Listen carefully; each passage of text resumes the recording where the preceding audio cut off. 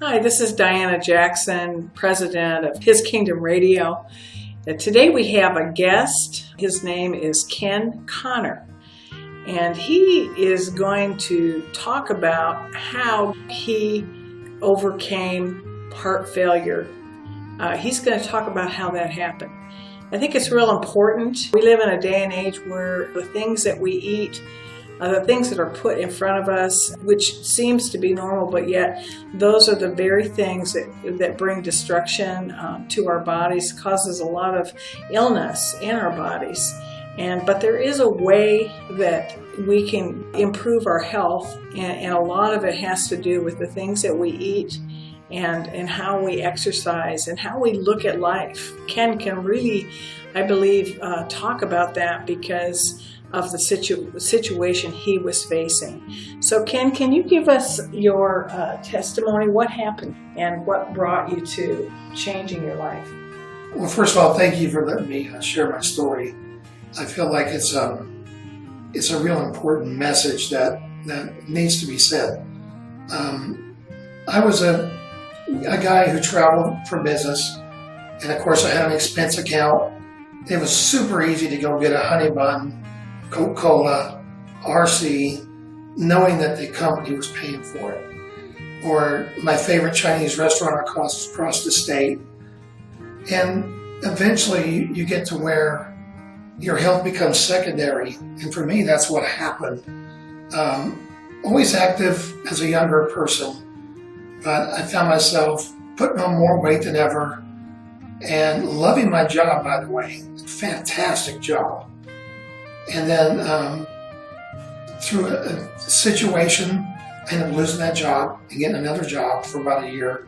And then I realized that my habits were so bad that I would almost sneak out of the house and go get myself a honey bun and the RC. I keep coming back to that.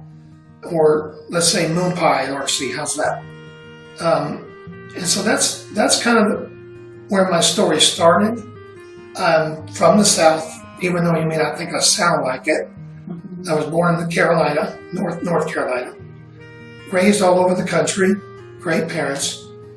And so for me, that's kind of the way my situation started, my foundation for eating poorly. And sometimes I eat well, too well, plenty of buffets. Okay, and so, what happened after that? You were noticing that you just didn't have the stamina you used to have. What brought you to feeling you had to find out what was going on with you? I would say a little over 3 years ago, I had a cough, like a bronchial cough, which many of us get. And it lingered on. Went to one doctor, took x-rays, you got bronchitis. And took antibiotics, felt a little better, but my energy level was super low. And then finally went to another doctor, and they did an x-ray again on my chest.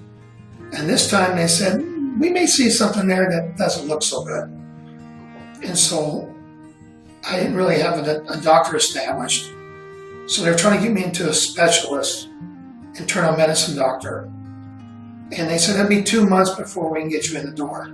My doctor called up for me, thank you, Lord, and said, this guy can't wait. In 4 days, I walked in that doctor's office, and he did an echocardiogram on my heart. And that day was the beginning of the rest of my life. Wow. So what did they find? What was the prognosis? Well, what they found out was that I had congestive heart failure, CHF as some people call it, and my heart function was 10%. Not 20, not 15, 10. The doctor walked in and asked me how I felt. I said, pretty crappy. He said, well, you're not going home today. And they literally wheeled me to the hospital room. I didn't even go to admissions. Went straight to my room. They hooked me up. Started taking water off me. I didn't think I had much water on me. 5 days later, I had one stent, the Widowmaker, which is over 90% blocked. Wow. And also, I wore a life vest. You don't want to know what it's like. You got to wear it.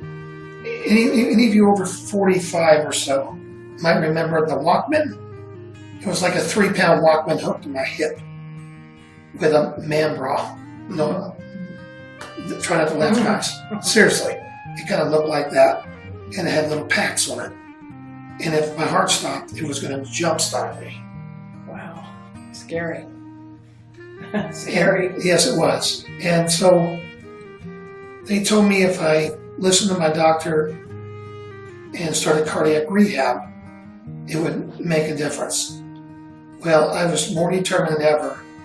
That is the last time I ever had a fast food hamburger. I do go to Chick-fil-A, I will confess. And I have something else I'll tell you. You can always find something good to eat somewhere if you look for it. I've got one that you won't believe. Cracker Barrel. I go to Cracker Barrel, I order one meal only. It is trout, carrots, salad, and sweet potato. I never deviate from that meal. Even though my chops are licking, so I'm like, oh, no, I want that fried chicken. You know, and I do eat a piece of fried chicken once in a while, but for the most part, I have no salt on most of my food. So after 3 months, my heart went up to 38%. They took the life vest off. No internal defibrillator. That's the good news. I was so happy. And the doctor told me I may not have improved. He said, it's possible you won't improve and your days are numbered. Well, now, and then my heart went to 48% and 63% within 2.5 years. And so did you add in exercise with that, or was it just changing your eating? No, at first, it was not fun. I literally had to go to Kroger or whatever store you go to. And I had to drive those little carts that you drive around. Yeah. Me. And if you saw me, you'd say, there's no way this guy is sick enough to ride in the cart. For the first month or so. And I started walking. And I got a 1/4 mile in. And I got a 1/2 mile in. And within 3 months, I was walking about 5 to 7 miles a week. That's awesome. And now I'm up to, depends on the week and the schedules and everything, but 8 to 15 miles. Wow, that's awesome. My best week was 34 miles. That's awesome. That's great. I was very tired. Yeah, I'm sure. But you felt good. I felt, yeah. That's the important thing, right? Yes. Yeah. That's awesome. So what you've been doing since all of this is you want to get the message out that you don't have to settle, you don't have to give in or give up. You just have to start doing the right things. Correct. But here's something else that is just as important. Just because you don't have any chest pains or any kind of weird symptoms, there you go. Listen to your body. Yes. Because sometimes it can be something as simple as just a cough, or you can't sleep on your left side. And it doesn't have to be your heart, it can be something else going on. Yes. You know, God can restore us. Yes. We have to want to be restored. There can't just be doctor says this and I'm not going to listen to him. Right. You know, listen to the great healer. Yeah. And listen to your doctors too. We have to love our bodies. We have to love what God's given us. That's the other thing too. I think a lot of times people just they'll help other people all day long, but when it comes to ourselves, we have a tendency not to think about it as being important. Yes, I would agree. And just, you know, there's so much that God wants us to do. I have an 18-year-old, I have a 34-year-old, and I got a couple stepkids in the middle. And I'm an uncle like 23 times. And I've worked with kids forever as a coach, teacher, whatever. And, you know, there's been some times that I just kind of went, okay, I've had enough. But God's given me the ability to spend more time with my 18-year-old now that I would have never had. Before. I got to go to camps with him and I'm teaching him how to drive right now and stuff.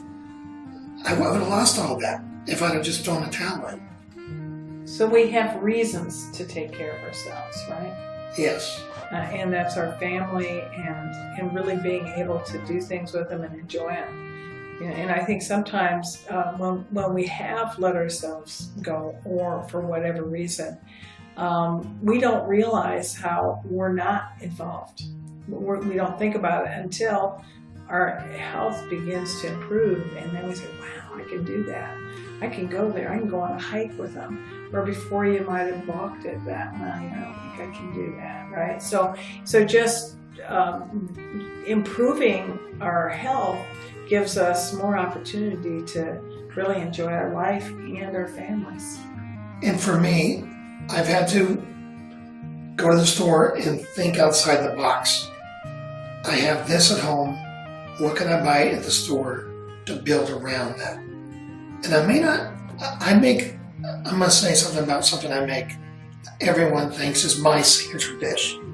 I'm not a chef, even though my family calls me a chef. I make a spaghetti squash lasagna. Oh, I love that. And I make it with buffalo meat. Oh, yummy. And I make a homemade sauce. And I've taken it to friends' homes, and I was a little nervous about it, and they say, what is this stuff? They rave about it. So, and one plate is like 400 calories. Right. So it's really good. And so, I make a lot of soups and different things, and I probably cook about 4 meals a week for the family. Yeah. And I love it. I go to the store, and I'm like always like a little kid in a candy store now. But I realize that this is my life now. Yes. I have to do this. You're on a mission. Yeah, I want to be here. Yes. And now I want to help others do the same thing. Yeah, I think it's awesome. And I think we need to hear it more and more because in America, the percentage of people that are overweight and unhealthy is staggering. Staggering. But there is an answer. It's cutting out all that sugar and pasta and all the white things that really are not healthy. They're not feeding our bodies. If we eat more vegetables and meat and look at it, and really I think once you start eating like that, it really is good. It's good stuff. Yes, it is. I don't miss the salt anymore. I really don't. And if let's be honest here. If I get the urge to have a Coke, I will get an 8-ounce Coke once in a while. I'll drink it. I'm not going to beat myself up. No. My cardiologist told me that. He said, if you feel like you've got to do something, do it, get it out of your system, and get back on track. Get back on track, yeah. It's that everyday eating that kind of food that really, really brings destruction to our bodies. Yeah, absolutely. Well, that's awesome, and I love your testimony. I know you've been on several radio stations, or... Well, I've been on ABC in my local affiliate, and I've been in a couple of newspapers, and there's a YouTube video about me, and I'll be getting a chance to share my story in more avenues that's coming up, and I really am praying that God will lay on people's heart maybe to hear this, yes, and that will get a hold of me and say, hey, I wanted to come share with my church or something or whatever. I'm willing to really go the extra mile here. So anybody listening to the radio today, and you live in Tennessee. And, I live in East Tennessee. East Tennessee. He's available. If you have a men's fellowship or just would like for him to come to your church and give a testimony about this, I think it would really be great, and it's something that needs to be talked about. You can get a hold of him through our website, which is www.hkrshineon.com. You can go to the comment page, you can also use our email, which is his.kingdomradio@gmail.com. Write to me and let me know that you would like to have Ken come and speak with you. I will put information, I haven't done it yet, but I'll put information on the website as well, and you can contact him through that. But I really do appreciate you taking the time and coming over here to give your testimony. I think it's so needed. It really is. Well, I feel blessed to meet you, and what you're doing is so fantastic for the kingdom. Yes. You know, Jesus needs to be Number the center, one. and you are doing all the right stuff. That's our goal. It's a ministry radio. That's how I consider it, you know, where you can come and get fed, and I think there's people that probably will listen that may not know the Lord, that can be blessed by the many testimonies we have on there as well. So thank you so much, Ken. You're welcome. And I'm sure we'll hear from each other again. You bet.